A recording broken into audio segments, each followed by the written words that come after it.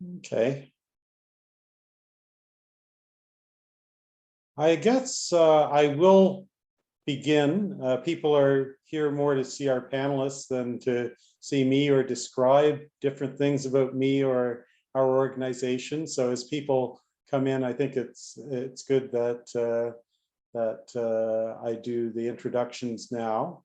And we'll have our land acknowledgement a bit later. So hopefully we'll have people here by the time that we start that. I'm Neil Arya. I'm the chair of the Pegasus Institute, which is the host of this roundtable. Pegasus was developed from a series of biannual conferences that have taken place since 2014, seeking to address global health challenges through a lens of peace and sustainability. The Institute was developed recognizing the importance of ongoing work to advance global health, peace, and sustainability. We have a vision of a world where peaceful interaction provides for sustainable global health.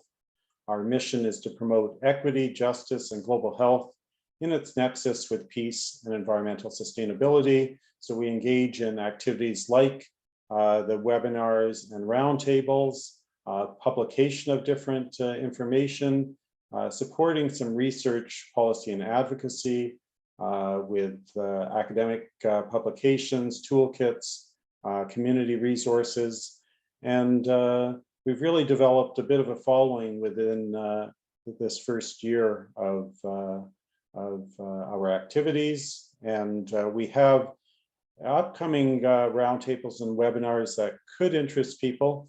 Next Wednesday on greening healthcare, so September 29th from 6 to 8 p.m. And then October 19th, we have something on COVID vaccine access and equitable distribution. We'll have a number of people from different parts of the world, from the Solomon Islands, for instance, the World Health Organization's chief scientist. And you can find more details about these things on our webpage, pegasusinstitute.ca, and our social media. I wanted to begin by our acknowledgement that while we're gathering virtually here today, we acknowledge that each of us is on the traditional territory of many nations across Turtle Island. I'd like to acknowledge that I'm on the traditional territory of the neutral Anishinaabe and Haudenosaunee peoples on the Haldeman Tract, land that was promised to the Six Nations, which includes 6 miles on either side of the Grand River. We offer this acknowledgement as a stepping stone towards honoring the original occupants, a testimony to the oppression faced by Indigenous peoples, and our commitment to creating dialogues aimed at addressing systemic injustice and equity that Pegasus engages in, such as this discussion today. We've had previous webinars on the impact of colonialism on Indigenous populations, addressed environmental racism, one on policing, mental health, violence, and racialized populations that you can find on our webpage.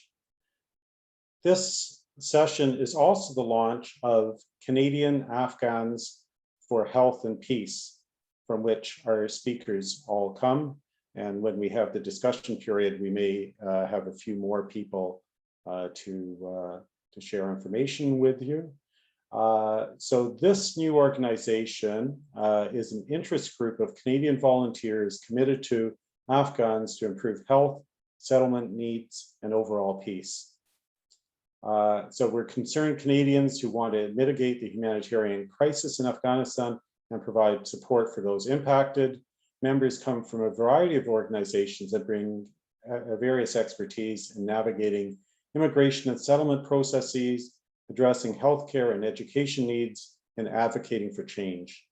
And our mission is to improve lives through advocacy and awareness raising, settlement support, health services, and psychosocial education, and promoting national reconciliation and a culture of peace. Pretty not so ambitious goal. And to further support the people of Afghanistan, both inside and outside the country, including those seeking asylum, going through settlement processes, and or facing other humanitarian challenges. This open forum will focus on urgent aspects such as challenges with information sharing on evacuation, immigration, and resettlement processes, mental health and peace building efforts, and develop strategies to optimize and safeguard the health and well-being of Afghan Canadians, their families, newly arrived refugees, as well as those fleeing Afghanistan to come to Canada. I myself came as an immigrant child of refugees at 1 month of age. My maternal grandfather came from the Afghan border area of Pakistan. At that time, it was India. He was born in Bannu. He spoke Pashto. I've been part of a Peace Through Health group at McMaster for the last 20 years that Dr. Weera may discuss. And I began a refugee health clinic in 2008 in Kitchener. And currently, we're seeing an influx of Afghans there. Our five speakers, I should say, include Senator Salma Tawalajan, Chair of the Senate Standing Committee on Human Rights, committed to issues affecting women and youth in Afghanistan, and 4 Afghan origin physicians, Dr. Saber Pardes, the International Relations Coordinator at the Afghanistan National Public Health Association, who migrated to Canada in August, Dr. Sadiq Weera, who went from being a political prisoner for 4.5 years, opposing the Soviets, to work with the Afghan Ministry of Education when the Taliban was deposed from power, and in the last 2 decades has been promoting a culture of peace. He authored a textbook on life skills used in all Afghan schools after 2004 for a while. Dr. Kazem Hizbullah, a global health expert and member of the Ottawa Coalition for Afghanistan. Anushka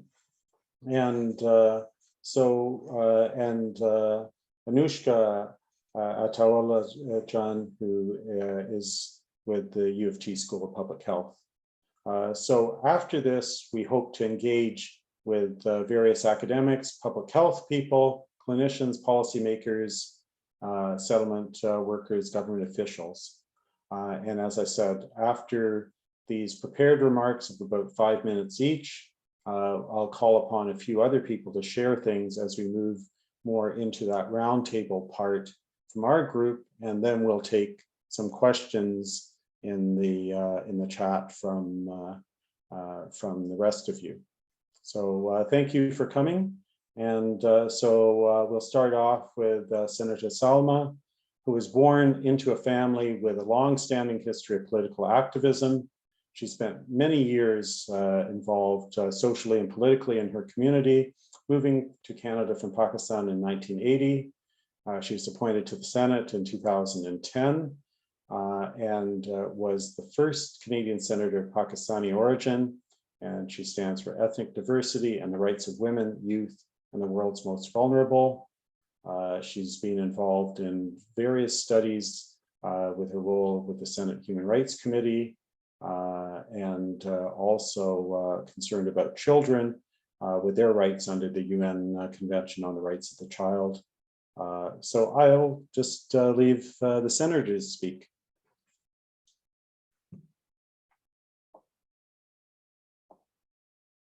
Oh, you're still muted, sorry.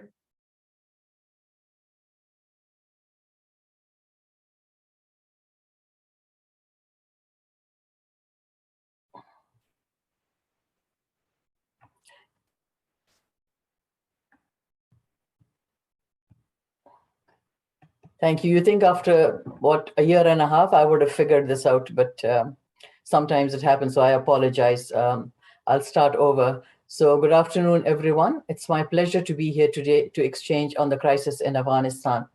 I would like to thank the Pegasus Institute for inviting me to participate in this panel and to share my experience as a senator dealing with the Afghan crisis.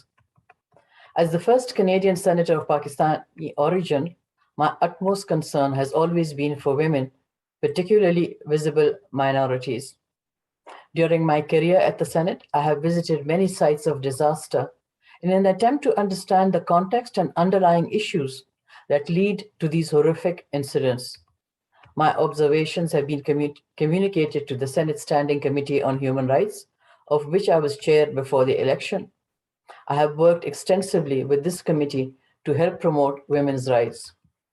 As a young child in Pakistan, there were few things I would look forward to more than a journey to Kabul. The Afghanistan of my youth was a laid-back, fun society where men and women were free to enjoy restaurants, discos, and open-air theaters. Everywhere you looked, you'd find gardens filled with families coming together to enjoy spending time in nature. Women had a very visible presence in every place in society. It was common to see women owning businesses. It was a happy, if sleepy part of the world. I have fond memories of summers spent in Afghanistan, where the people are generous, the landscapes are breathtaking, and the food incomparable. I never would have expected the region to be plunged into the devastation and have all the world's eyes on it. Because of my love and concern for that part of the world as a new senator in 2010, and this is shortly after I was appointed, I proposed a study on the role of the Canadian government in supporting women's rights after ending combat operations in Afghanistan.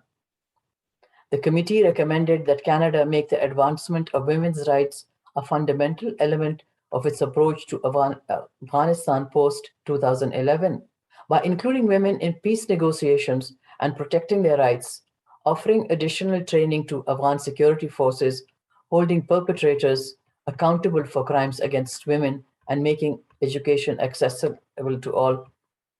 In 2011, in 2010, I was concerned about what we're seeing, what is happening today.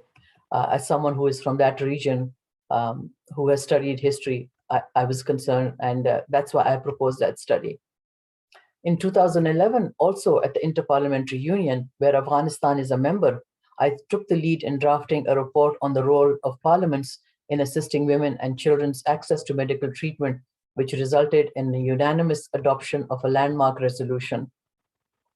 For the past 2 months, I have been receiving desperate emails from Afghans trying to flee Kabul and from Canadians concerned about their loved ones in Afghanistan.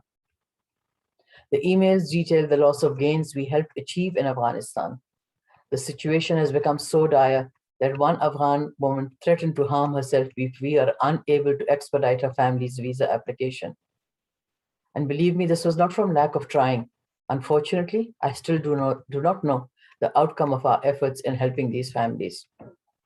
The Canada-Afghanistan Friendship Group has been very active since January of 2021. As co-chair of the group, we have held several meetings with the Canadian ambassador for Afghanistan, Hassan Surosh. Our meetings provided us with updates on the peace negotiations in Doha, and we learned that women and girls were already being deeply affected by the pandemic. We also organized a virtual briefing open to all parliamentarians and ministers to keep everyone appraised of the situation on the ground. And also, as acting president of the Canadian group of the Interparliamentary Union, I updated my colleagues on the crisis in order to unite our efforts in supporting Afghan parliamentarians. Many Canadian organizations and advocates have reached out to my office in the past few weeks, hoping to share their stories, their recommendations for the Canadian government, and for suggestions for actionable practical steps.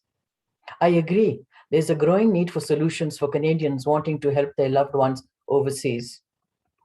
We're already hearing reports of how oppressive the atmosphere has become. I also worry about the thousands of years of history, culture, and music that is under threat. In one neighborhood of Old Kabul, where the musicians traditionally lived and passed on their traditions through families, we are hearing reports of musical instruments being dismantled, of the silencing of voices that sung of the majesty of Afghanistan, of its mountains, rivers, and valleys. One story that really struck a chord with me, which is that of an ustad, a master in Kabul who buried his rabab. The burying of the rabab, for me, is a significant act. The strings of the rabab pulls at the heartstrings of everyone from that region. And for me, it signifies the bearing of the heart and the soul of Afghanistan. My fear is that the news cycle changes, the world will forget about Afghanistan again, until violence erupts once more and the horror starts streaming through our TVs again. Already the story is beginning to fade from the headlines. Already the space that women had carved out in our society is disappearing. Already they are becoming invisible. How long before their plight fades from our headlines completely and they become invisible to us too? Thank you, and I look forward to our discussion. Thank you, Senator. Yeah, very, very difficult times. And we're actually going to move from the one who's been in Canada the longest to the one who's been in Canada the shortest, I guess. But we're really honored to have Saber here, another physician, a former part-time instructor at the School of Medicine in teaching public health in Afghanistan. He was a technical health specialist and advisor to the Minister of Public Health there in projects even supported by Global Affairs Canada. He's had more than 15 years of professional experience in public health, management, leadership, teaching in government and non-governmental organizations. Now he has a master's in public health from St. Louis University in the US. He's authored a lot of research reports, technical reports at the Ministry of Public Health. He speaks English, Dari, Pashto, Hindi, and some basic Arabic and French. I don't think you're going to have to use all of those languages today, but anyway, really a great welcome to Canada, and it's a real pleasure to have you to give us the most up-to-date information, at least from last month, on what had happened recently in Afghanistan personally, but also with other contacts that you have there. Thank you.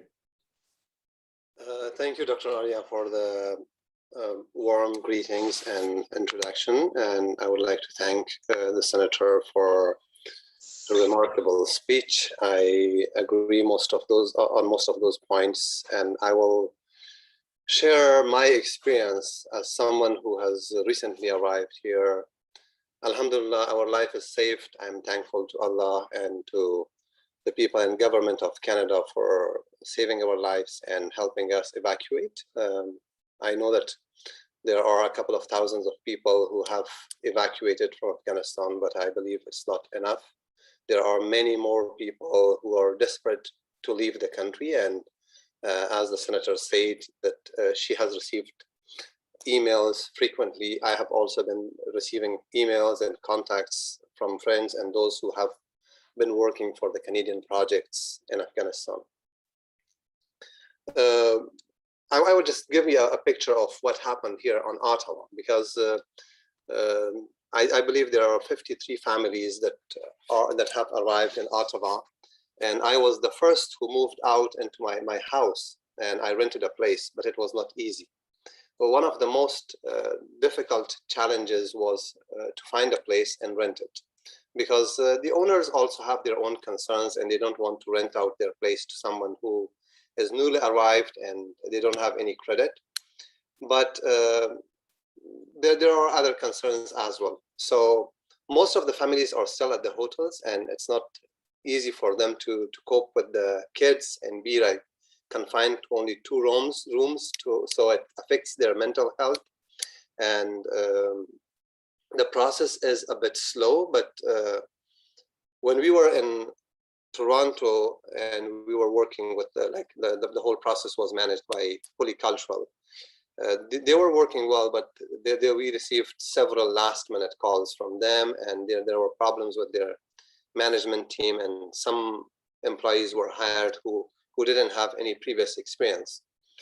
I know that it's a challenge for a newcomer to settle in, and for me, I had a previous exposure to US, and I had lived there for more than a year while I was studying public health under the Fulbright program.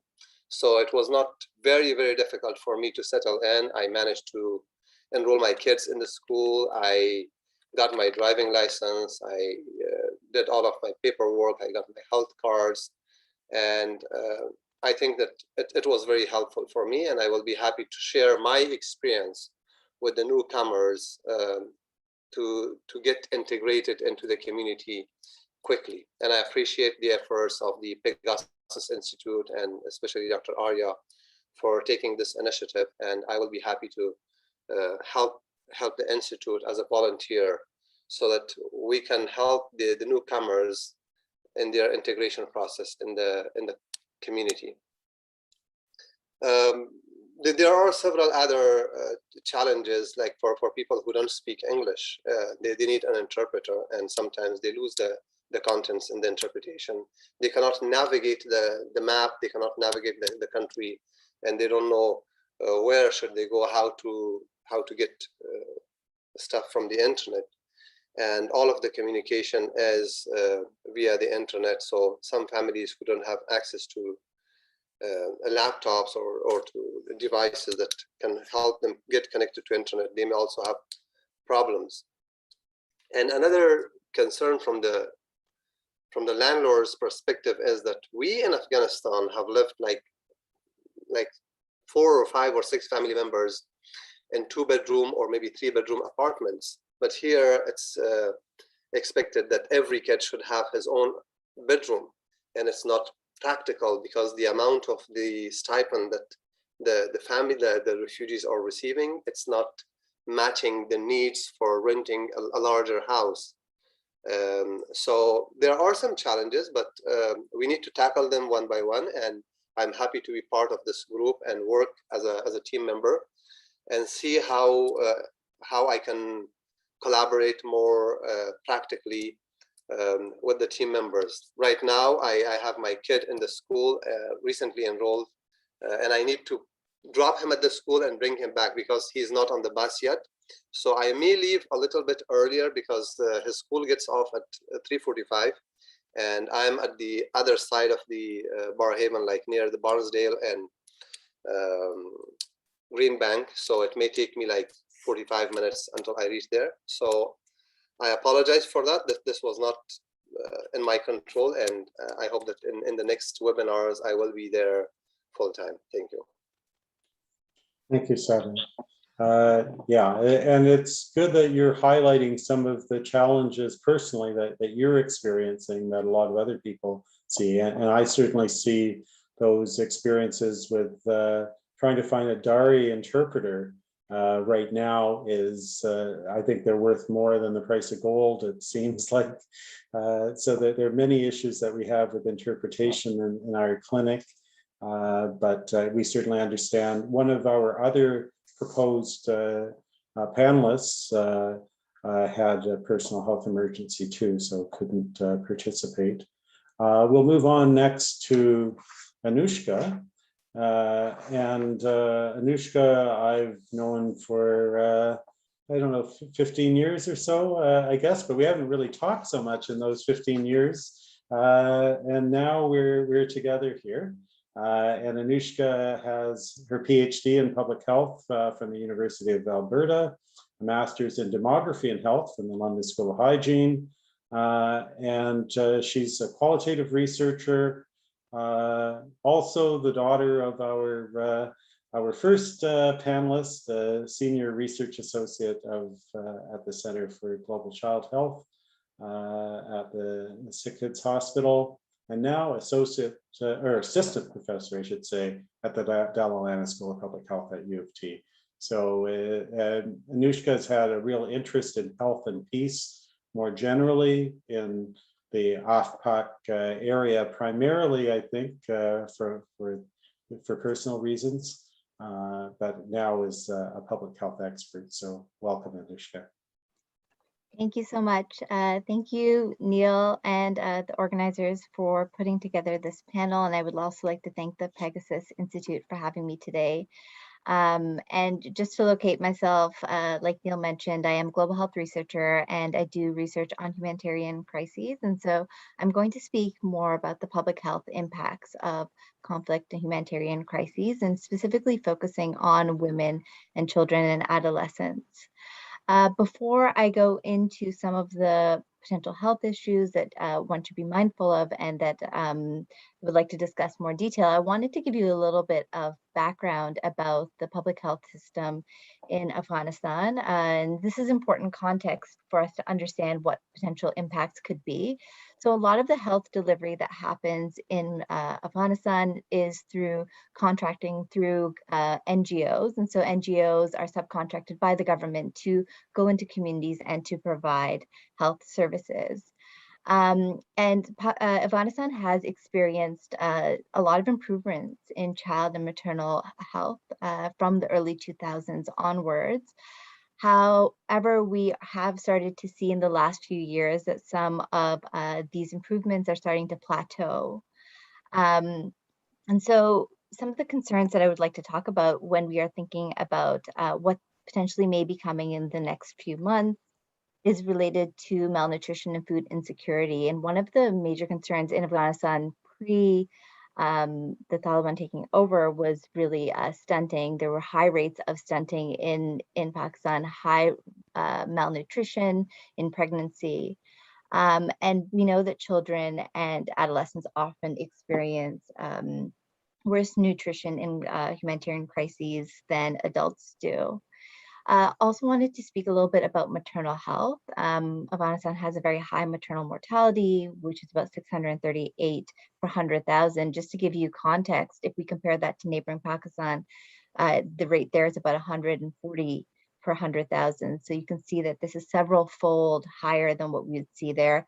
As this insecurity increases in the region, access to maternal health services also is disrupted, and access to things such as antenatal care can be disrupted, and access to contraceptives also is interrupted, and this may lead to unwanted pregnancies and also unassisted deliveries that could have severe health impacts for women and increased maternal morbidity and maternal mortality.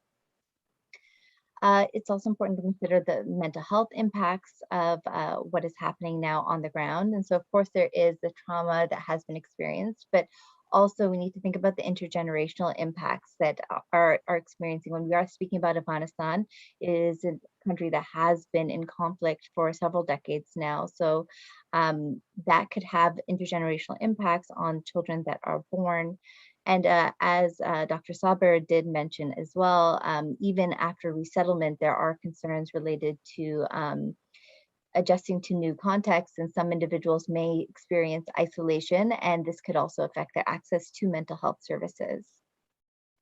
Now, immunization is also a key area of concern. And when we think about immunization, one of the key things that we speak about with respect to Afghanistan is polio. As you know, Afghanistan is one of only 2 countries in the world that still has wild polio. And so polio vaccination rates are important to keep up. And as of right now, the Global Polio Eradication Initiative has said that their efforts have not yet been disrupted, but we know that historically in the past, Taliban has been anti-polio. So it's still a little unclear what is going to happen in the coming months. We know that in 2018, there was huge disruptions across Afghanistan by anti-government elements because of concerns with polio vaccination being tied to concerns about like mistrusting it and seeing it as potentially being spies. And so that left about 3 million children without access to polio vaccinations. And we did see this huge surge in polio after that, which has now come under control. So now the number of cases in 2019 had jumped to 29, and in 2020 it jumped to 56. And this year it is far better at only 1, but it's unclear what will happen if polio vaccinations are again disrupted. And so when we're thinking about the barriers to care in these specific areas, there's of course concerns around infrastructure, and we are talking not just about health infrastructure such as medical institutions, but also road infrastructure, especially for those that may be living outside of major cities. And there's also issues around access to care with respect to health workforce. And so there has previously already been issues and concerns with the availability of female midwives and nurses. In Afghanistan, task shifting has been primarily used to deliver a lot of health services into rural areas. And that's where lay health workers are given some training to deliver a specific health intervention. With increased barriers around gendered mobility, there's a possibility that individuals will not be able to access health services in the same way that they were accessing then. And of course, there are also concerns by health workers about them being targeted. So many may not want to engage in the activities that they were engaging in before because they are concerned about their own personal safety. And related to that, there's also gendered barriers to accessing care as well for a lot of women. And this specifically relates to when we are thinking about maternal health care and antenatal care. This can be a large concern. Many families may also experience increased economic pressure and loss of income, which will affect the affordability of healthcare. And we've seen in other humanitarian crises, and more recently in Syria and Palestine, that can actually have disproportionate effects on young women, specifically female adolescents. And in Syria and Lebanese refugees, we've seen that there's increased adolescent marriage. And so there are concerns that even though families may experience economic pressure as a whole, that this may be disproportionately felt by some individuals within the family more than others. And perhaps one of the most pressing needs right now is also related to COVID-19. And as we know right now, Afghanistan has approximately 3 million COVID-19 vaccines that are set to expire because they don't have the human resources to get them into the arms of individuals. And this is specifically related to the fact that, as I mentioned earlier, that subcontracting is done through NGOs, and a lot of the funding has stopped since August. So although there are human resources on the ground and some commodities on the ground, there is not funds to be able to actually get people to deliver those commodities. And so those 3 million vaccines may just expire because there isn't the funds to be able to get individuals vaccinated. And I think I will stop right there. I know that we have a rich discussion coming, so perhaps I will save the rest for our conversation later. Thank you. Thanks, Anushka. It's really good to get this background about health, particularly of women and children in Afghanistan. And so we've gone from your mother's introduction to the political situation and her history here, to Saber with his experience in terms of determinants of health, which all of you public health people are interested in. And now Kazim would like to talk more about health of Afghans, both in and outside Afghanistan, so in Afghanistan and in Canada a bit more, but also proposing some solutions. We're going to talk more during the roundtable about that. It's good also that we already have somebody who's made a comment in the Q&A, and I'd encourage people who are attendees to add more comments there. We've added Mary Jo Land, who may show her video in a little while. Mary Jo's engaged in peace work in Afghanistan. So when we have the more open roundtable type of thing, we'll have her and maybe one or two others. So Kazim, also a medical doctor and public health expert from Eastern Afghanistan. He's been a Fulbright scholar and has a master's in public health from George Washington University. He's worked across Asia and Africa and at the Afghan Ministry of Public Health.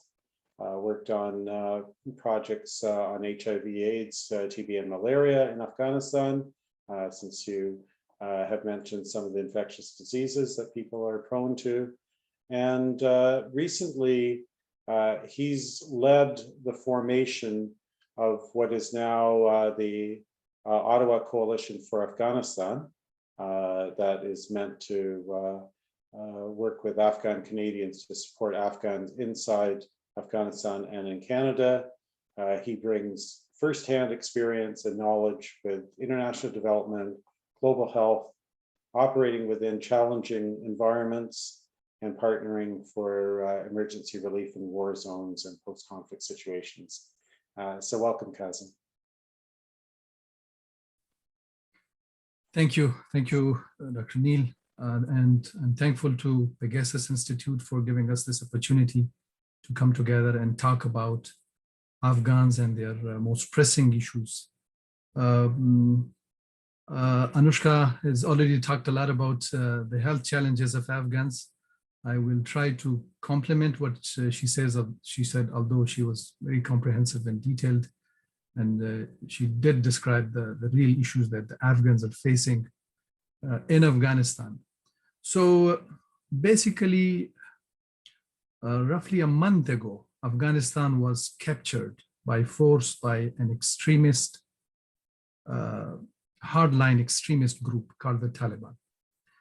And with that capture, everything changed for Afghans, especially for Afghan women. I don't want to go into the details of the dynamics of why this happened and how this happened, but I would touch upon the health challenges that resulted following the fall of Afghanistan to the Taliban, both for Afghans and also Afghans in Afghanistan, and also the Afghan diaspora here in Canada. Afghanistan had many gains over the past 20 years in its health sector. Let me give you an example. Back in 2001, there were 20,000 Afghans dying of tuberculosis every year. Now that figure has halved. It is a tremendous achievement. Similar achievements are there in maternal health, child health, and many other areas of public health and health systems. Health systems were rebuilt. Afghanistan, with the support of donors, primarily the World Bank, European Commission, USAID, the Global Fund, and other international donors, established a system which is called the Basic Package of Health Services. This basic package included all the basic services, including MNCH, which is maternal, newborn, and child health, communicable disease, non-communicable disease, including mental health. And almost 85 to 90% of Afghanistan was covered under this basic package of health services. But with the capture of the country by the Taliban, all the donors withheld their support for many reasons. And as a result, the Afghan health system collapsed. Now, Afghan populations are without health services. On the other side, their needs have increased. As Anushka described those in quite detail. The mental health needs have also increased tremendously. That is the situation there.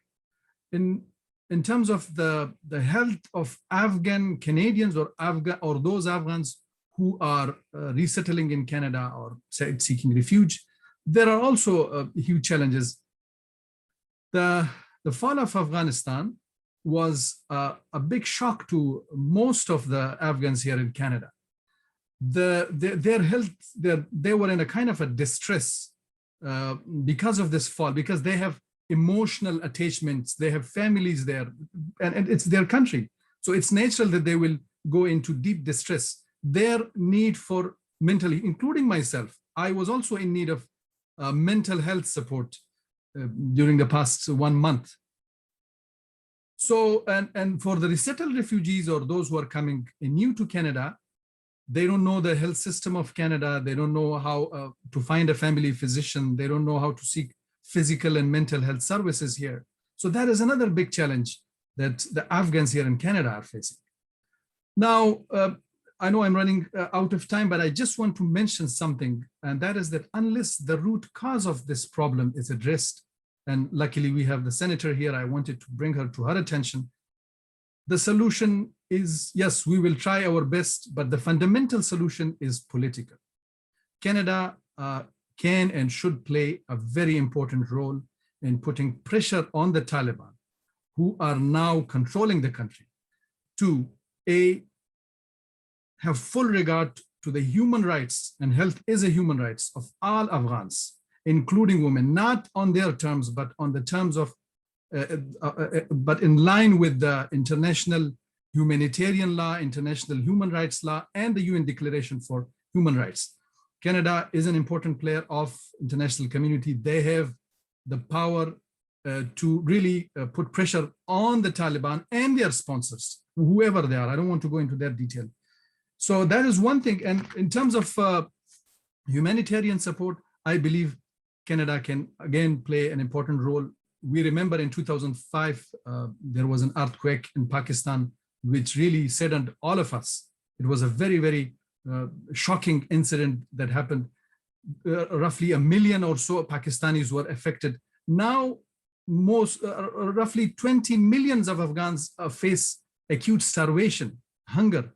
So that is the situation. That's the scale and scope of the situation. I think not only the government of Canada, but the civil society organizations here should try to mobilize as much funds and support, and the government should match that. So there is a tremendous need, and I think a lot can be done. And also, finally, I just wanted to commit that Ottawa Coalition for Afghanistan will be a key partner of this newly formed group. We will do whatever we can to help our own Afghans in Canada and in Afghanistan. Thank you. Thank you, Kazim. Yeah, so I should mention that we're a bit of, we may not represent the whole spectrum of people here from Afghanistan. I think it'd be very hard to represent that. And so the opinions that we express will be very personal. Our next speaker is going to try to address more than 40 years of conflict in 5 minutes. So Sadiq has one slide here. Sadiq, as I mentioned, practiced medicine in Afghanistan and was an activist against the Soviet invasion and spent 4.5 years in prison because of that. Came to Canada, studied epidemiology, worked at McMaster, helped develop a project with the Center for Peace Studies at McMaster in the late 90s, leading peace education projects with Afghan civil society in Pakistan and Afghanistan, and started to do a PhD at U of T, but with the fall of the Taliban, ended up doing 18 years of consultancy in Afghanistan, helping with systems reform in education, promoting a culture of peace and reconciliation. And as I mentioned, he takes pride in a school textbook on life skills that was meant to be used in all Afghan schools as of 2004. So I'll leave Sadiq then to give us a bit of history, and then we'll move into the roundtable portion and including some of your inputs and questions in the Q&A part. So feel free to add those anytime. Thanks, Sadiq.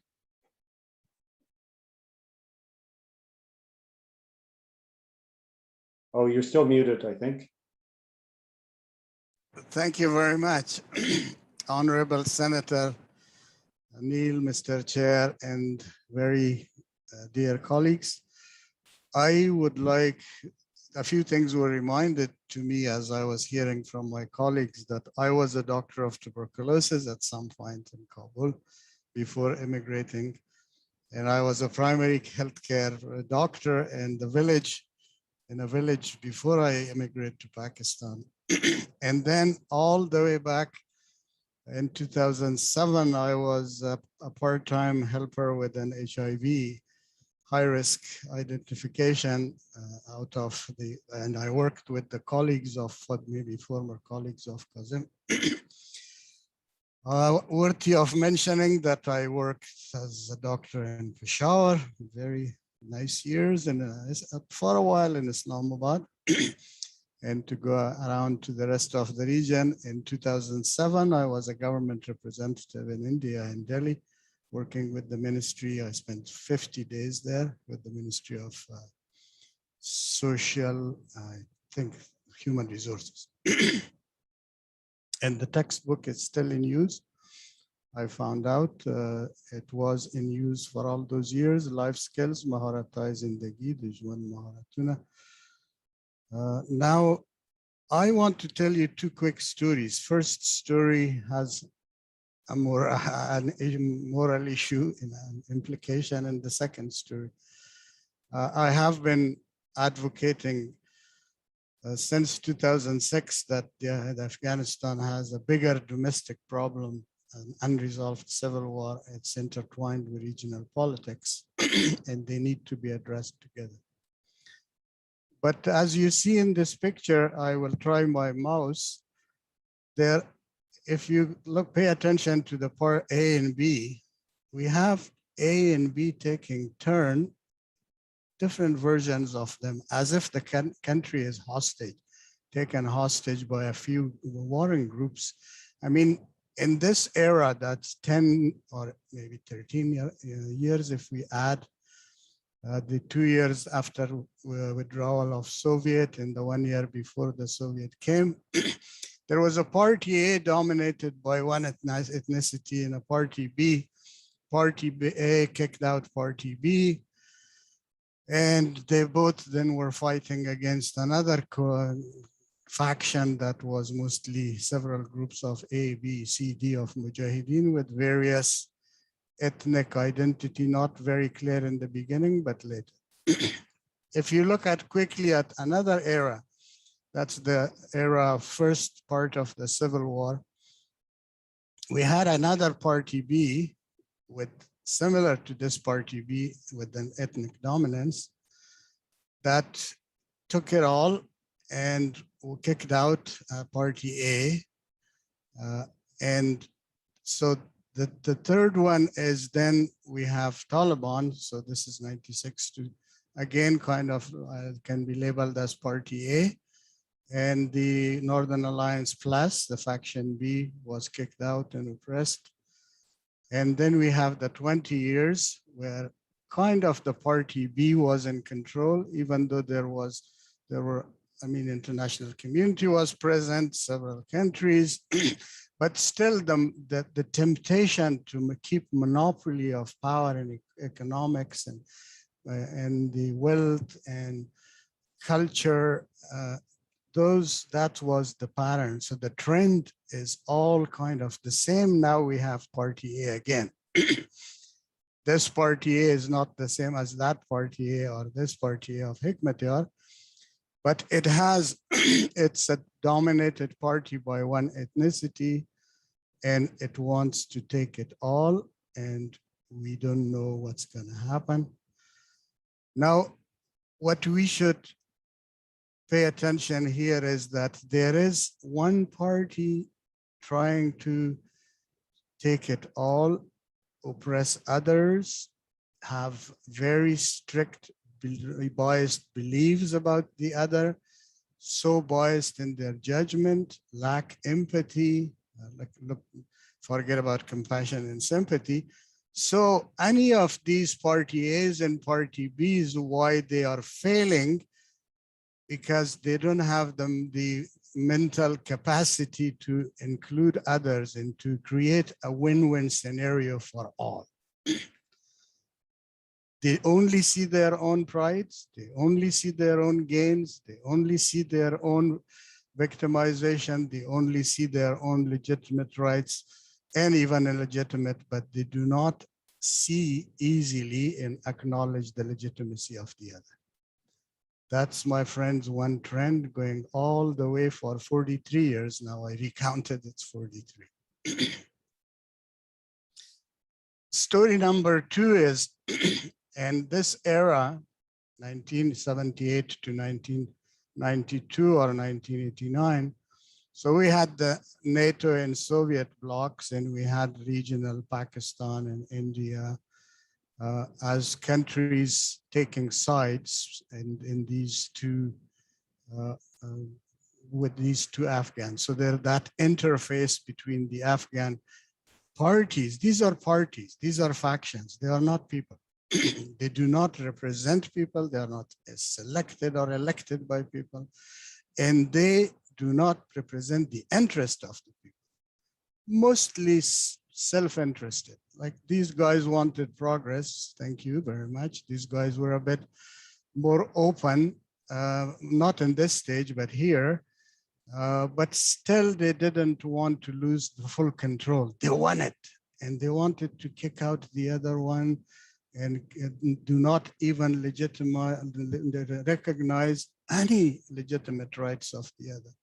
I mean, they wouldn't see, you can really, I saw it. This is my firsthand experience that, and as a peace builder and peace educator, I saw that the psychology of hostility, first described very well by a psychiatrist, he must be alive still, Aaron Beck, is really applying there. You lose the compassion, you lose the empathy, you lose the, you become biased, you see the enemy or the other as a whole homogeneous one, and then you want to remove, get rid of them. You want to eliminate them all. That's how it functions in all genocides.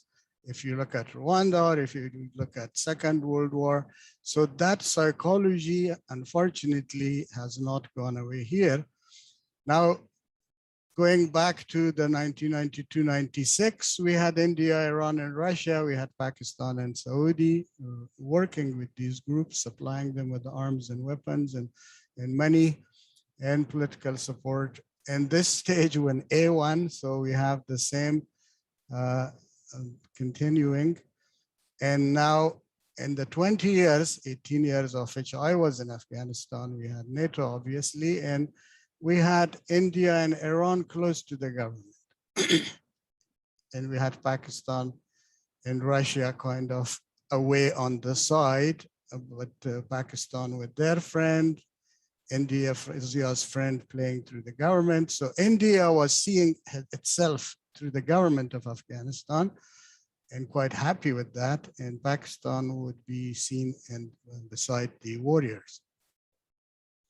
Now we see these different levels of Pakistan, the highest, and then China and Russia and Iran.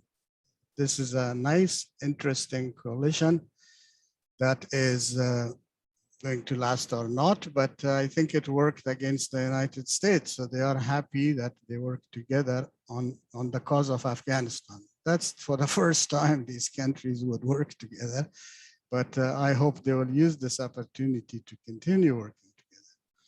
In conclusion, as you see, the nation has been taken hostage, A and B and B and A and B and A. And as I explained, so many of them in their times, some of them very corrupt, most of them rigid-minded, none of them, it's very sad, capable of finding a win-win solution. No leader from party A would have the mental capacity to tell you, this is the Afghanistan I see that I will develop or I will create. And this is how the rights of this group and that group and that group will be achieved and attained. And this is how the regional balance I will keep. No, the region also guilty. The region has not shown a leadership. There are all kinds of rivalries everywhere. You don't have to fight your fight in another people's land and nation. The objectives, many of them legitimate, can be achieved through cooperation. Pakistan has a lot of legitimate concerns about what's going on in Afghanistan. So does India, so does Russia, so does China, and the US and Europe. They're all legitimate, but the minds are maybe so military intelligence or colonialistic that there is only one way that they know, the easiest and the worst way, and that's the invade and or have a group and take power by force and take it all, and wrong calculations.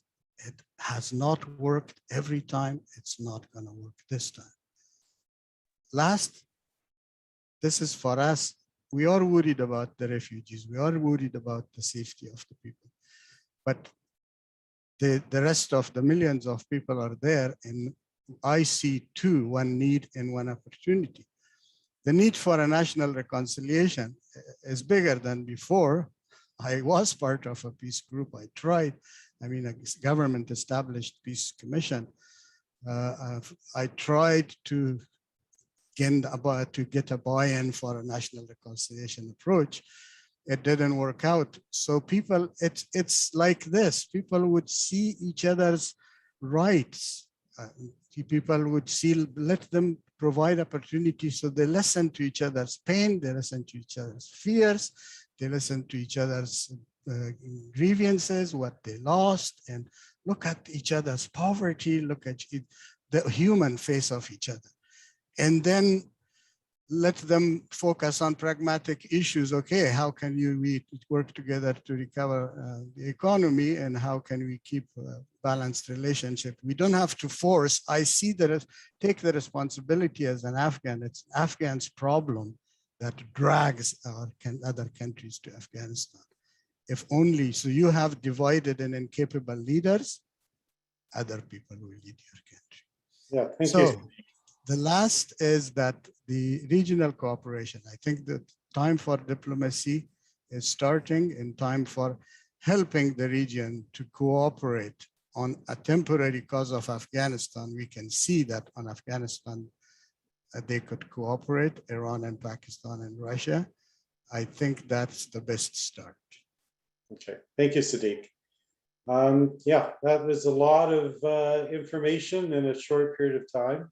And as I said, this new group that we're forming, Canadians for Afghan Health and Peace, we have people with a number of perspectives, but we want to look at things within Afghanistan, getting people out who are not safe, or keeping them safe within Afghanistan.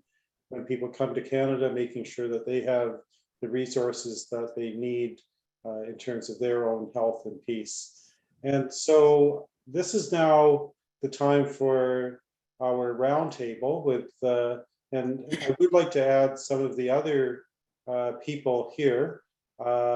Actually, Saber has agreed to be on the phone, so I think I see his number must be the phone number here as he went to pick up his son from school. The first couple of questions really relate more to things in Canada.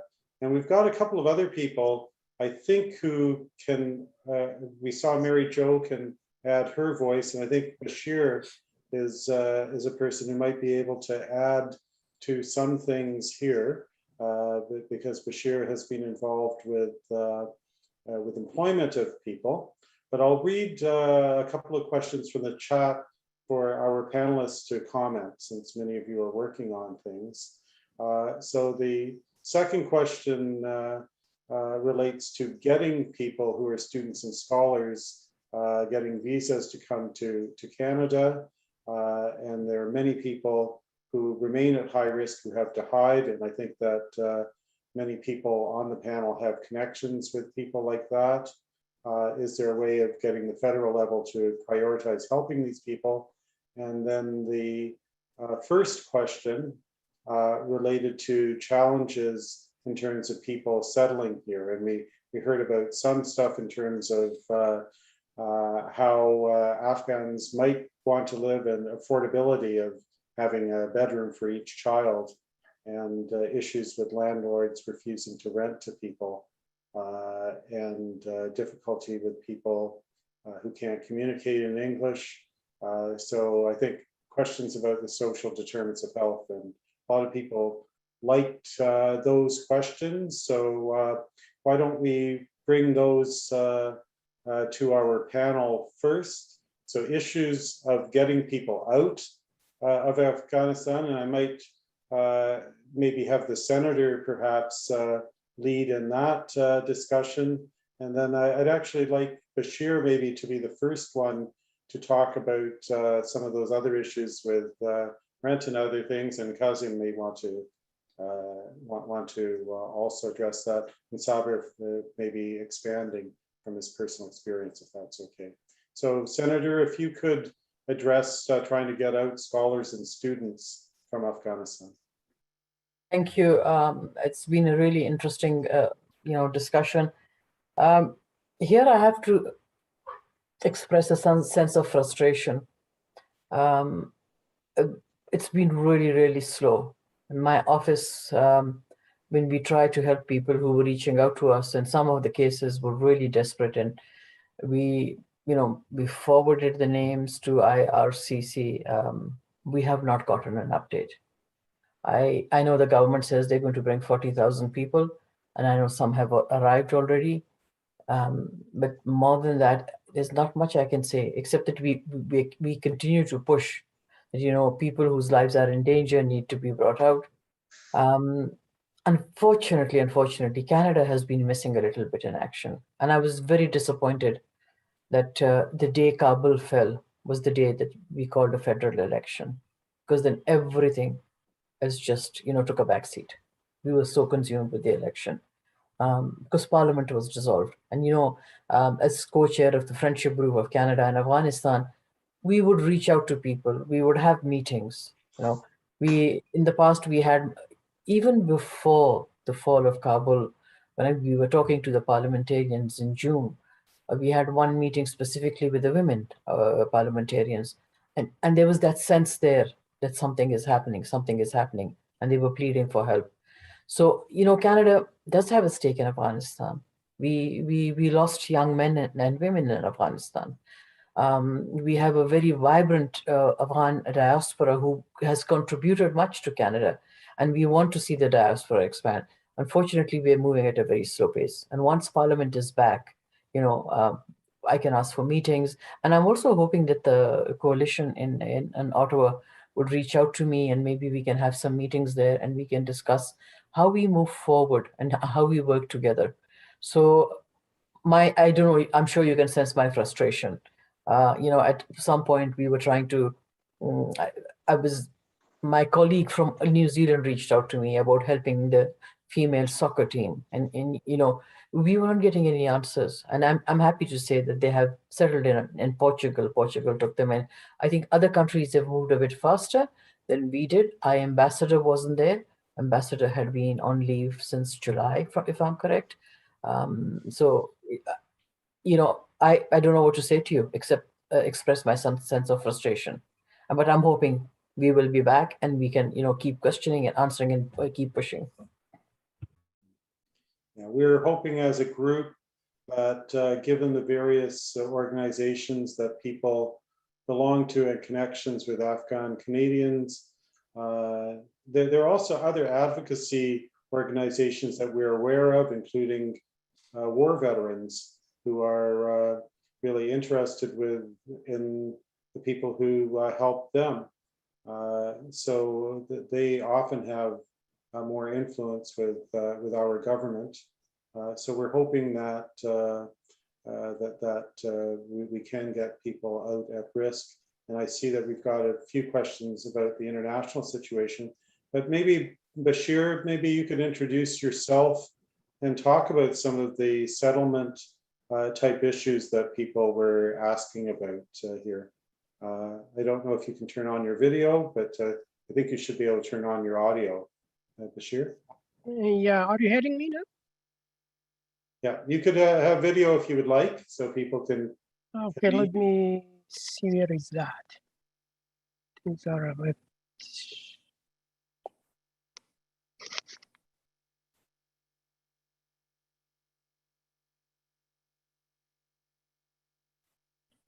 Anyway, let me start talking when continuing to activate that.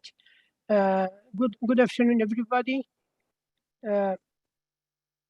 Yeah, actually, you won't be able to do your video, I've just heard. Yeah, okay. Yeah, sorry. But yeah, please introduce yourself and what you've done in the past. And good afternoon, everybody. This is Bashir Shabaz. I'm an Afghan national, currently living here in Kitchener. I came to Canada in 2022 and working at the non-profit organization, Reception House, Waterloo region as of March 2007. Currently, I used to work as a case manager, dealing directly with refugees, connecting them to services in the community. And as of 2018, I'm managing an employment program here that is focused on finding employment for refugees. The challenges faced by the newly arrived Afghans in our region To be honest, it is not unique to Afghans or refugees coming here or faced with the same challenges, but the situation with Afghans is unique given the circumstances that they were brought out from the country and the resettlement process they started here. Based on the latest update that I have, we have received about 120 Afghans to Waterloo region. The majority of them, the absolute majority, are still in the hotels.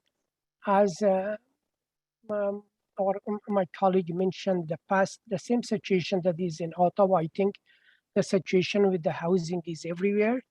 Our housing team has been trying to find housing for these newly arrived refugees, but the shortage of the housing, the rent, it has been a challenge.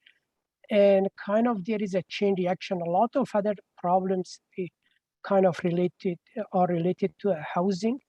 If people are still at the hotel, they need to deal with the kids because kids are not allowed to go to school because they don't have the permanent addresses and all those things. However, in some places, to be honest, my experience, I have a nephew who is living in London, exactly the same situation, who used to work for the British Embassy. They are still in the hotel, but their kids were taken to school. He told me that has been a huge relief for the parents to deal with other issues. Here, unfortunately, there is that red tape that unless you have a permanent address, you have a proof of that, kids cannot be registered in the school. That's one of the major problems that can lead to others. The employment-wise, I think one of the major issues would be managing the expectation of the newly arrived. There are other settlement issues to be dealt with before we start talking about the employment. Obviously, housing, schooling for both parents and for the kids and so on. I have talked to a few of my countrymen who came here, who used to work as managers, supervisors in held different positions there. The issue is that they are having a lot of excellent transferable skills, but they need to be given a very clear picture of the employment pathways here in Canada. A lot of positions that they used to work at back there, those positions don't exist simply here. We need to kind of build on their strengths. The office is planning to arrange a group session with them. I will be there to talk to them next week about our experiences and the pathways to employment to help them make informed decisions. I know that a few of them that I've met, they are talking, oh, I want to get my master's degree, and all those things are good here, but you need to kind of be objective about the situation and relate the education they are planning to get to the labor market and all of their family dynamics, all those things that I want to talk to them. So far, housing is a priority for all of us. You're working. Healthcare, as Dr. Neil has been great, offering excellent services for so many years, taking care of thousands of refugees here. Thank you, Dr. Neil. I want to really thank you on behalf of not all Afghan refugees, all the other refugees. I've been working with you since 2011-10 that we started the refugee clinic. It has been excellent. I think finding a family doctor is another issue. I have talked to one of our Afghan doctors who is practicing here in Kitchener, Dr. Mirwais Sayar. He just expressed readiness to start accepting those with the high needs. He told me just talk to the office, put together a list of those with high needs, pregnancy, high blood pressure, and all those things that medical-wise they need more urgent care. We are working on that. He showed readiness to accept them, but one doctor cannot solve the issue. Then we have, as Dr. Neil knows, $50,000 in the Waterloo region who don't have family physicians. It would be a huge issue for the system at all. Thank you. Thanks, Bashir. And unfortunately for healthcare, often refugees are at the back of the line for people because they don't know the system. Yeah. And I think that people find it more challenging, sometimes dealing with particular issues that people will have, not having the language, having people who might sometimes be late for different reasons. So with a lot of marginalized populations, it is difficult. I'm not sure whether Saber, I think he's a phone-in listener, but I'm not sure whether he can actually talk. That was something that I didn't think about there. Yeah, Camille, you could let me know if somehow we can get him as, because it'd be nice to hear from him, from his own direct experience.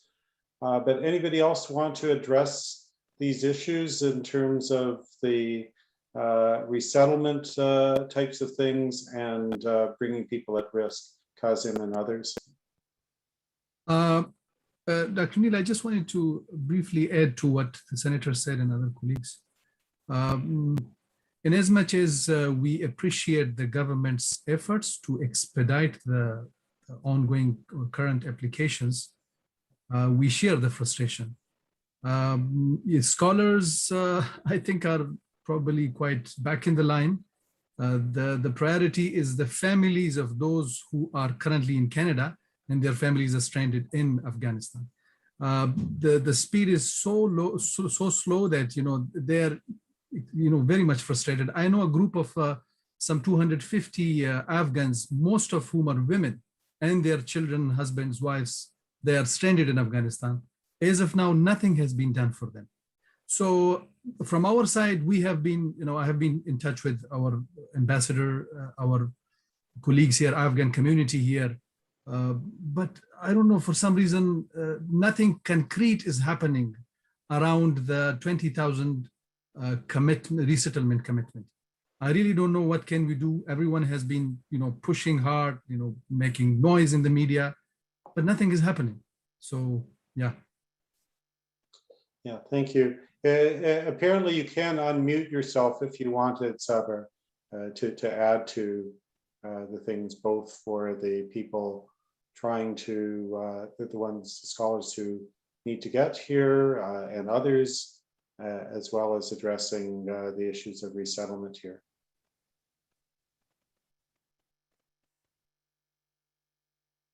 Saber, can you unmute yourself, or maybe you're, if you can hear us? If not, I'm going to move on a little bit. We do have some very touching comments and questions, and I don't know if I can really repeat that from Maliha. I'd encourage everybody to read her comments about life under Taliban control and what she has seen people facing. And I don't know what we will be able to say in terms of response. So now I think you can now unmute yourself now, Sabu, because it has you muted, but has you as a panelist. Yeah, go ahead. Hello. Yes, we hear you. Thank you, Dr.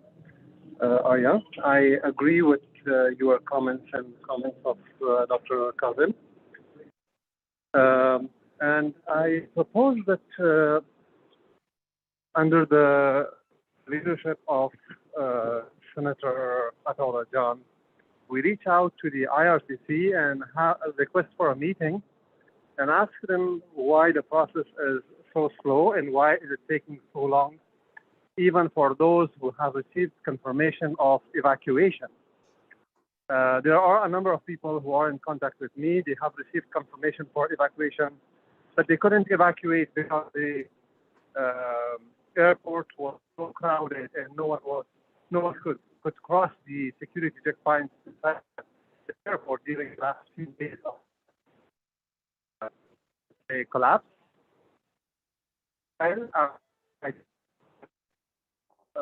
Apart from the other issues that we mentioned regarding the expenses for these, I think it's a great opportunity for them to be patient and to make sure that things will happen, but they need to work with their caseworkers. Like, they need to get more information and also be patient, and like it will take a while until they get familiar with the system and they get used to the new environment, and not everything can be done at a very short notice.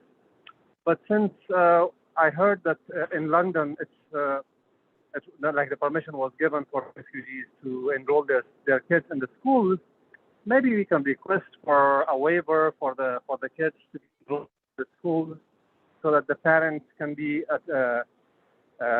relieved from the current hassle, and then like after they move into their permanent address, they can share their permanent address, and that's how the schools can have the confirmation. A letter from the organization that's managing the evacuation, the integration process here, I think that's the Catholic Church Services, might prove helpful if the letter is sent to the Ottawa Board of Education.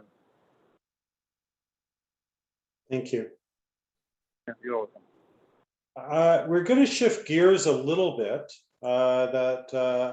I want to move a little bit back to the international situation. I think we'll come back to the Canadian situation, because I think that people want to know what they can do and the communities can do to help. And I think that both within Canada as well as overseas, people want to know about vulnerable groups, whether it be women, for some LGBTQ people, so others who are particularly vulnerable in Afghanistan. But I want to move to Dr. Khan's question that is listed as being answered. So Uzma Khan is a doctor from Pakistan who's a world expert on tuberculosis, has consulted with the WHO on TB programs in Afghanistan, and she's talked about issues related to resources, managing IDs, managing ID. And so I just wondered if Anushka, you might actually be able to address some of those issues. So you can talk about TB in particular, but other things and vulnerable populations, if you wouldn't mind. Sure. Yeah, I think that I commented back to Dr. Khan with respect to female health workers.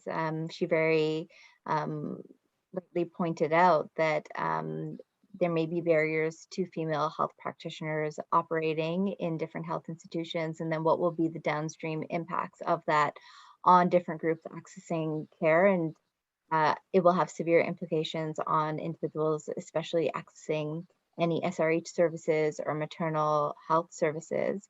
And with respect to vulnerable groups, we really do need to focus in on the fact that women are a specific vulnerable group, but also when we're thinking about different sort of displacement situations that are going on, individuals that leave the country as refugees in some ways have more available to them in terms of sort of protections, but internally displaced persons are particularly vulnerable because although they have left their home city, and many times that means that they no longer have access to the economic opportunities that they had in their home city or hometown, they still don't have any sort of protections in terms of global commitment to provide any type of services.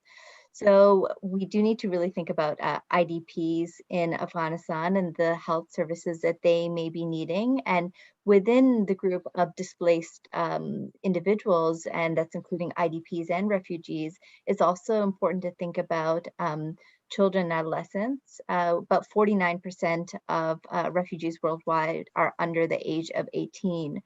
And every year we have about 75,000 unaccompanied children and adolescents as refugees. So there are specific groups that would be particularly vulnerable, and also the process of displacement can make them vulnerable too. And as Neil highlighted, LGBTQ plus individuals may also experience additional persecution because of their orientation. So those groups, we should be paying attention to what's happening with them and really focusing in services and resources in that way. Thanks, Anushka. Anybody else on the panel who wants to address any of these issues before we move on to the next? Dr. Neil, just briefly, Thank you, Dr. Uzma. I'm very happy to have you. I was also a part of the effort against tuberculosis in Afghanistan. I was leading the Global Fund program under the Ministry of Health back in 2006 and 8. So yes, I mean, with the catastrophic change that has happened in Afghanistan, a plethora of problems has showered on Afghanistan's health sector, especially communicable diseases. Back in those days, 2006, 2007, we estimated that there is a need of $100 million for fighting TB in Afghanistan. So that was the gap analysis for for TB control. And now that all the donors have stopped funding, you can imagine the severity of the situation. In a time when we need $100 million to where we have nothing now. And of course, the health systems, general health system has also, I mean, at the verge of getting collapsed. So yes, I mean, there are serious issues. What we can do in Canada, I think the only thing we can do is do advocacy, lobbying for political pressure, plus fundraising to at least meet the essential medicines needs in Afghanistan.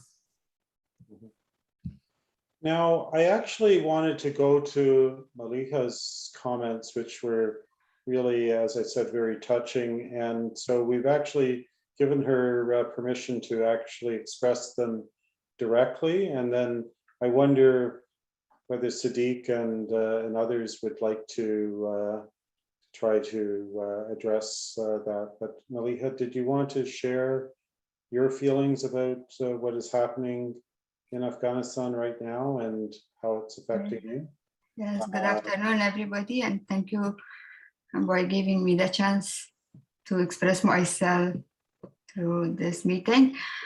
And yes, during the Taliban, I was in Afghanistan, and the Taliban killed my parents in front of me, as well two of my sisters, and I was the oldest family, with three sisters and one brother. All they were under age of 12. And I was around 15. And I was have to work outside. And many times the Taliban beat me up for no reason, although I had the burqa, everything. But same thing, I'm very concerned, not about women, about everybody. They beat up everybody, the children, the young men, women. They're very brutal and aggressive people that I think never in the world happens this type of government or tyranny. And I'm very happy from government of Canada that for their humanitarian help that bring a lot of Afghani people. And also I'm proud of the government Canada. It was the first country that declared that we would not recognize Taliban at all. Even previously they were in control. Canada didn't recognize them. It's a great thing to hear from here.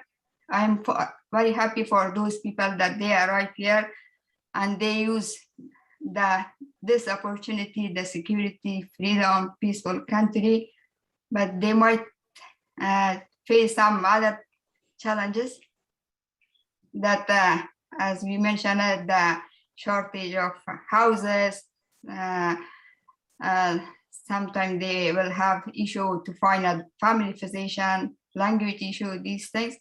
I hope as everybody, as much as possible, whatever they can do to support these newcomer, not only Afghani, but anybody they will arrive new here, they really need a lot of attention and a lot of help. Thank you. Thank you. Now, I know the senator has her hand up. I don't know if you wanted to follow along with this, or did you want to address some of Maliha's comments as well as make a comment about other things, Senator Salma, and then we'll have Sadiq after? Thank you. I first of all, I want to applaud Maliha for sharing her difficult story with us. And just say, I mean, when I think of what she's been through, I can't even imagine. Maliha, thank you for being here and telling us the story. It's important to hear stories like yours, which tell us the reality of the ground when the Taliban are in power. Discussing the refugee issue again in the Human Rights Committee. I did a study on the resettlement of Syrian refugees.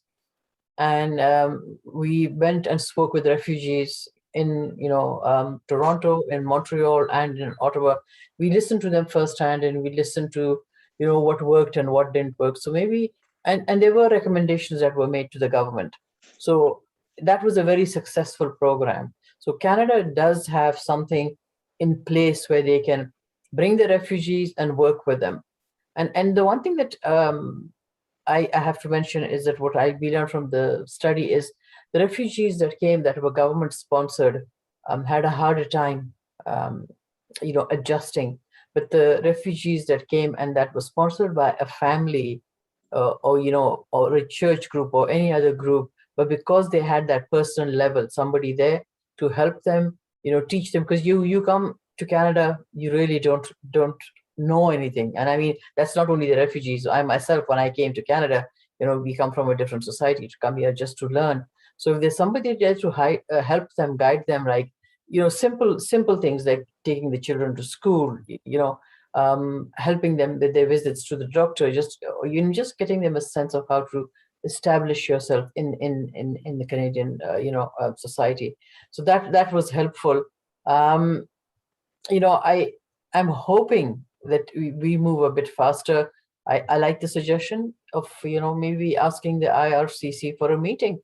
Once Parliament resumes, I could we could put that forward and let me see what they say, because we did ask them for another meeting regarding another issue, and we were told, well, because of the election, it will be difficult for us to meet. So I like that suggestion, and together maybe we can just ask for a meeting and find out what's happening. Because like everybody else, I am also frustrated by the slow pace that's moving, but I also understand that it's not easy to get people out of Afghanistan right now, and you have to have help from other countries. Thank you. Dr. Weera. Thank you again. What I heard is heartbreaking, but it is true. These are the people, the current Taliban, are totally in the wrong job without any accountability.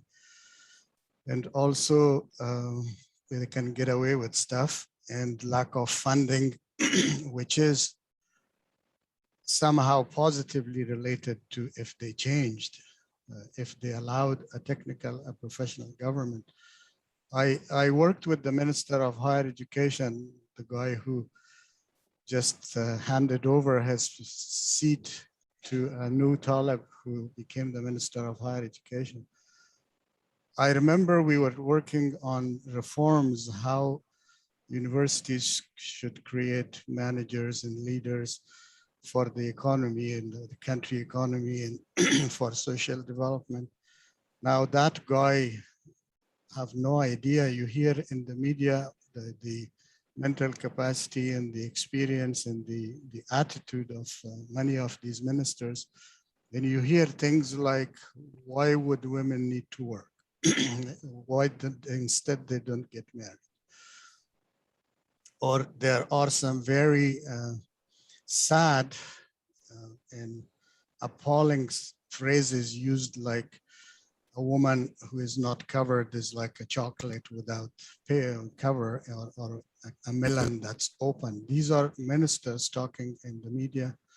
So you can, or another one saying that we are the type of regime that is the only one and the first one and the last one, and the world will follow us because we are going to save humanity.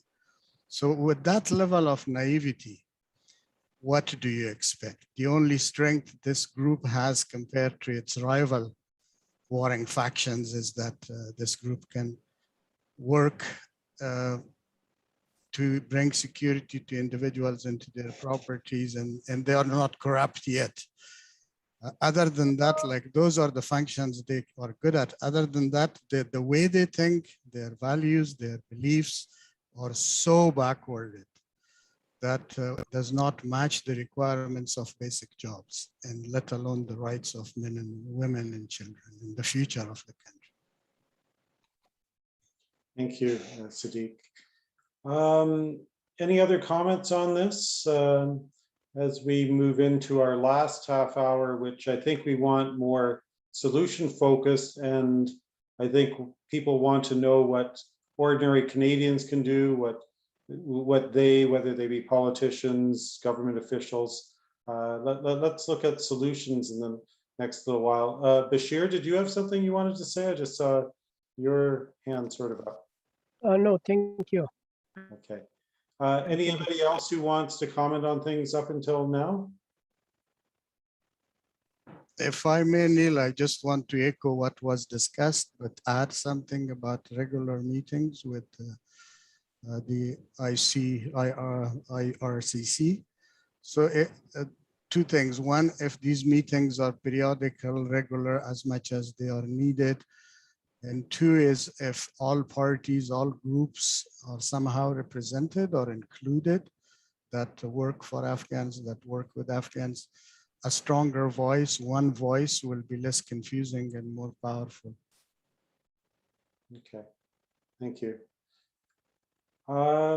Yeah, so now let's start thinking about solutions, what we can do, and with this group that's forming, that's meant to be a bit of a coalition of efforts. With maybe we could also talk about different groups that Fawad, who was going to be part of this discussion, has numerous connections to. And again, please feel free to add more things in the Q&A section for those who aren't panelists. If you've got things that you think should be addressed, or points, if you've got responses to our panelists. Should we do just a little bit more of a go around, that beginning with Senator Salma, Kazim, Anushka, Sadiq, and then maybe you could also talk about your own organizations and efforts in the past and present, and perhaps also even thinking about personal stories, if you're able to tell those about people that you know at risk in Afghanistan, in transit, in Canada, if you would like, and ways that the help that you need, and how we might look at solutions. So Senator Salma, I know this is a big question I put out to everybody, but just want to give you a chance to talk about those. I see Bashir had his hand up, so I don't know whether he wants to speak before me. He has his hand up. No, thank you, Senator. I think it is just that the technology thing. I click on it to lower it. Okay. Why don't you speak, Bashir, and I can go after you. No, I have nothing to add. Thank you. Okay, thank you. It is a difficult question. I'm still in touch with some of the parliamentarians on WhatsApp, and she keeps sending me messages that things are really bad. And again, I wish I could help.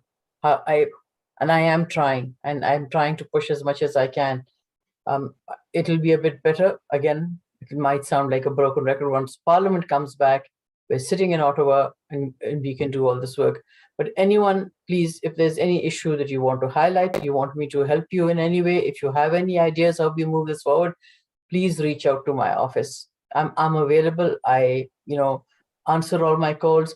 I personally have submitted some names that I felt were really people who really needed help.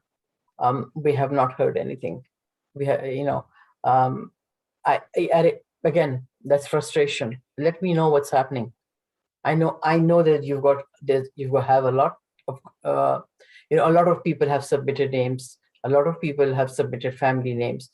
But so just let us know. We're not getting that sense. So I think maybe a little bit of a push is needed, which we can do.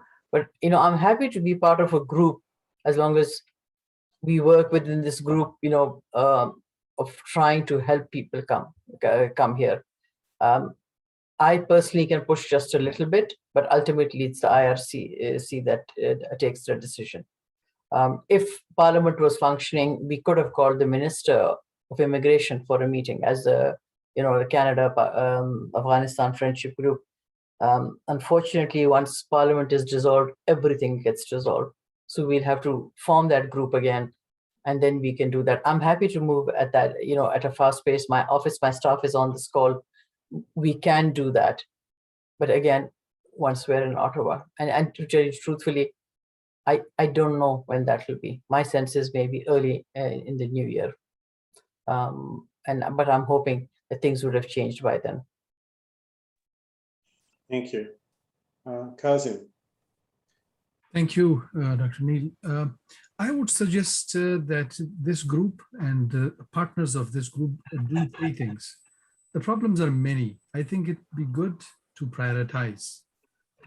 So prioritization is my first recommendation. Second is expand this partnership and coalitions, join forces, join hands. And thirdly, continue meeting with the policymakers, the senior government officials, with the help of Senator Ataullah Jan, if she can help us. So in terms of prioritization, I would suggest that, not much can be done, especially under current political circumstances in Canada. But at least if we can sort of push the government, urge the government to prioritize a few groups of people, for example, and like really effectively focus on this, that will increase the effectiveness of our collective effort.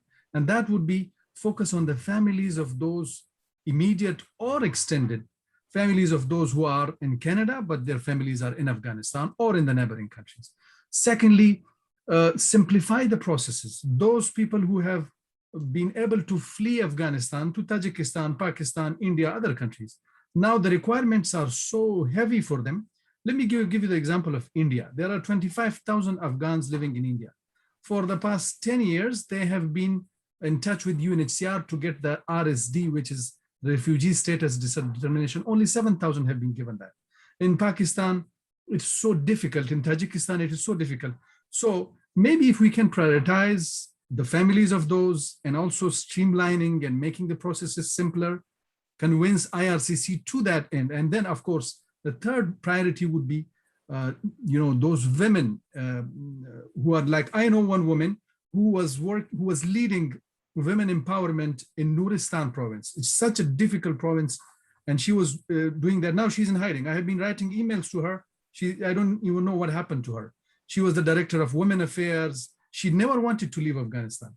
And she wrote an email to one of my friends. So those kind of women leaders who have been very effective in empowering women, doing something for those. I know that, there may be priorities. Also, the problem is that the government of Canada doesn't consider the government officials as a priority. Although there are some senior government officials whose life is definitely it's at a serious risk. So I think, if this can be done in a systematic, organized fashion, I think we could, reach some impact. Thank you. Anushka? Great, thank you. So I think Dr. Kazim and my mom highlighted a lot of what can be done to get Afghans out of Canada. And so maybe I'll speak a little bit about what Canadians can be doing in the Canadian context. And I think what my mom highlighted with respect to the Syrian refugees about how having a support system actually meant that individuals had a better time adjusting. And I think that's a place where every Canadian, everybody on this call can actually put in time and put in effort to help individuals and families that are coming and that are arriving in Canada, help them learn the landscape, learn where to access resources, and just be that facilitation point. Because one of the things that we also need to consider, the one thing is coming as a refugee versus other types of migration, is that there's also this element of cultural bereavement. It's not necessarily a move that individuals wanted to make. Many people are forced to make this change. So there is that element of it as well. So being able to support is, I think, an important role that Canadians can play. And I also think that with respect to what we saw with the Syrian crisis is we saw this huge mobilization with respect to private sponsorship. And that's something that can also be done. People can form groups and get together with their groups from their religious institutions, their churches, their synagogues, their temples or mosques, and try to sponsor individuals to bring them over. And that would be a great way that support can also be lent. And the last piece that I really do want to highlight is that we do live in this world where there are these news cycles. And we have to keep sure that even when Afghanistan is no longer in the news cycle, that doesn't mean the needs of the people on the ground has necessarily changed. The needs may in fact be more dire. And so we need to keep sure that this is an issue that is staying at the forefront of people's minds and that we don't allow it to fade from people's awareness. Thanks. Thank you. Thank you. Now, I think that we'll probably try to move to conclusion, maybe even slightly. We had this session for till 4, but I'd actually like to conclude a little bit beforehand if we can. But Sadiq, any further comments or elaboration on things you've said before? I want to emphasize 2 points already mentioned. One, for the Canadian government to review the processes because situations changed and the former or the previous or actually existing processes do not respond or they are not responsive. So that, and I also like the mobilizing the sponsorships. I don't have any idea how it can be done more systematically and in a wide range, but I think it's needed. What I want to add is also, once we are done a little bit progressing with the emergency issues, that what is that Canadian can do in Afghanistan and Afghan refugee camps and region, neighboring countries and so on. So those are the questions, and I put one of them to the Institute, the Pegasus Institute. Is that something we would like to consider? I know that health to peace is something that you mention a lot, and that's one of the frameworks that I really like because I see it's matching the needs to peace within, peace with others, and the mental health, psychosocial.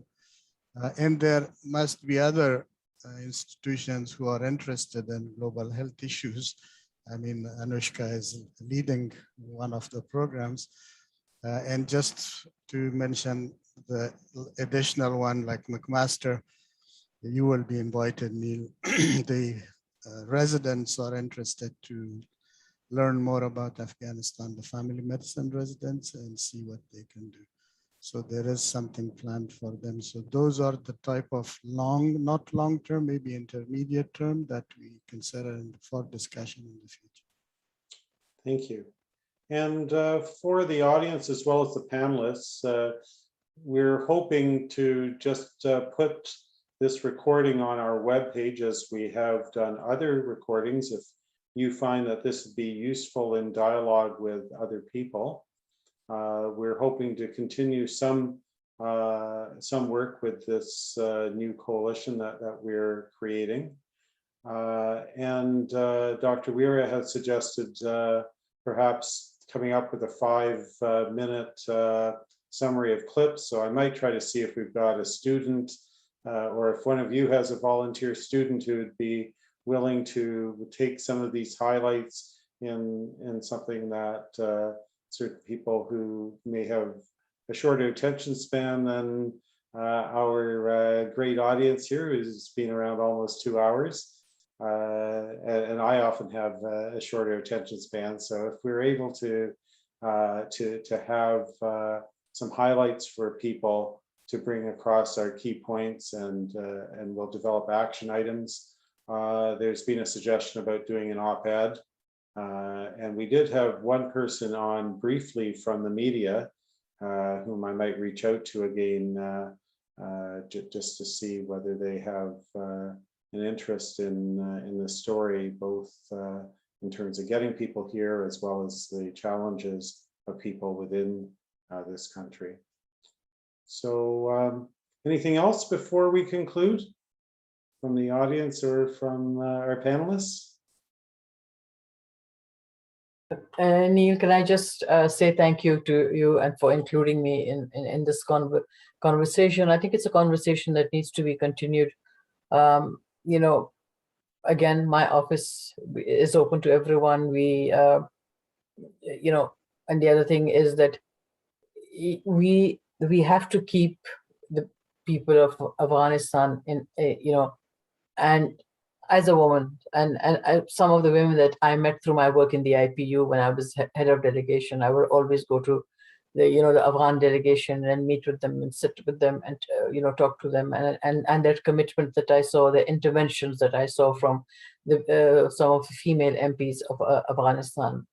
You know, I would be so proud of them. There was this one young woman who, you know, I don't want to name, really young, like she was in her 20s, who came looking for me. And when I went to back to the where the Canadian delegation was, they told me, Senator, there's a young female MP from Afghanistan. She's come 3 times looking for you. She wants to talk to you. So I went to speak to her, and I said, how can I help you? I'm just sharing a personal story of, you know, because this is what makes the conversation have more impact. And I went to her, I said, what do you want? She said, you know what, I want to stand for election for this committee. There's committees in the IPU, and this one was specifically dealing with peace and human rights, and how should I do that? So we spent a day together, and I said, you know, you can do this, and this is how you do that. She was running against an Australian, and the next day the Australian came and said to the Canadian desk, and she didn't know that I had been there helping and teaching and coaching this Afghan MP, and she said, oh my God, she's doing so well. That young MP from Afghanistan, she's going and she's talking to everyone and she's presenting herself, and I just kind of sat in silence. Well, she won the election. This young MP won the election. And the next time when the assembly met a year later, we meet twice a year, but a year later when they were having someone run for the chair to be the president of that committee, she ran to be president of that committee. And she was a very successful president. And I think of her, and I think of all the others where our paths crossed, who are living in fear now, and hope that we can help them. So let's not the world's eyes turn away from Afghanistan. Already, if you see the news, you know, they've moved on. Let's keep the story alive. Let's continue to talk about it. And in any way you can bring, you know, one good way to bring pressure on the government is, now that the elections are done, you all have MPs who are elected. Reach out to them and say, can you please help us with this? Can you tell us what you're doing? So that's one other way to, you know, sort of put a little bit of pressure. Don't do it too soon. Some of the new MPs are just adjusting, but let's say, ask them, can you help me? You know, we're all public servants. We're there to help in any way we can. So, you know, I thank you for taking the time to do this. It's not easy, you know, and for everyone else who's been on this panel, thank you. And this is what will make us strong. Will make us strong when we have a group that's committed to the people of Afghanistan, and we continue to tell the stories that are coming out of Afghanistan. So thank you very much. Thank you, Senator. Yeah, I think that we are really as human lives, we're a combination of stories, the interactions. So that's very important. Thank you for representing a challenge, giving a human face also to the ones that people have as family members and others, as people who need help within Afghanistan, as well as those of us who've pointed to things outside. It's nice to have that, even though your friend is in danger right now, but you also represent a very positive, hopeful sign. And I think there are hopeful signs that will come, and we just have to put pressure on those who can make a difference. So I want to thank each and every one of our panelists and our audience for attending today. We'll post this for people, and you're welcome to correspond with us at the Pegasus Institute. I'm sure that also the Ottawa Coalition and our new group will be happy to hear from people who want to engage with us. So thank you all. Thank you. Bye. Bye. Thank you. Bye.